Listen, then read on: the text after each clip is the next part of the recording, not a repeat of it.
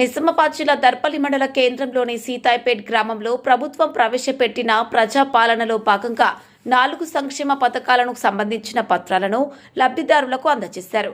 సందర్భంగా మండల కాంగ్రెస్ నాయకులు మాట్లాడుతూ గత పాలకులు సొంత లాభాల కోసం పనిచేశారని, ప్రస్తుతం అభివృద్ధి పనులు చేసుకుంటూ ముందుకు సాగుతామని అన్నారు. సంక్షేమ పథకాల లబ్ధిదారుల ఎంపిక పారదర్శకంగా ఉంటుందని, అవినీతికి తావు లేకుండా చూస్తామన్నారు. రాష్ట్ర ఆర్థిక పరిస్థితి బాగాలేదని, అయినప్పటికీ అభివృద్ధి విషయంలో వెనకడుగు వేసేది లేదని అన్నారు. సంస్థాగత ఎన్నికల్లో నీతి నిజాయితీగా ఉండే వారిని గెలిపించుకోవాలన్నారు. ఎన్నికైన ప్రజాప్రతినిధులు అవినీతికి పాల్పడితే వారికి రాజీనామా తప్పదు అన్నారు. అనంతరం లబ్ధిదారులకు సంక్షేమ పథకాల పత్రాలను అందజేశారు.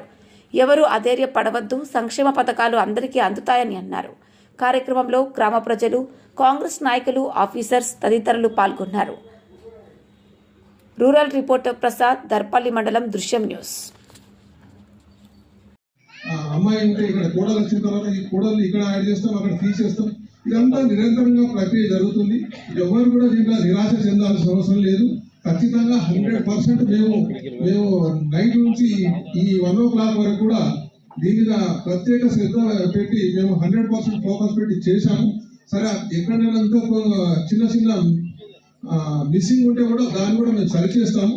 ఎవరు కూడా దీని మీద నిరాశ చెందాల్సిన అవసరం లేదు. 100% అందరికీ కూడా సీతాయిపేట పైలట్ ప్రాజెక్ట్ చిన్న గ్రామం తీసుకోవాలనే ఉద్దేశంతో తీసుకున్నాము.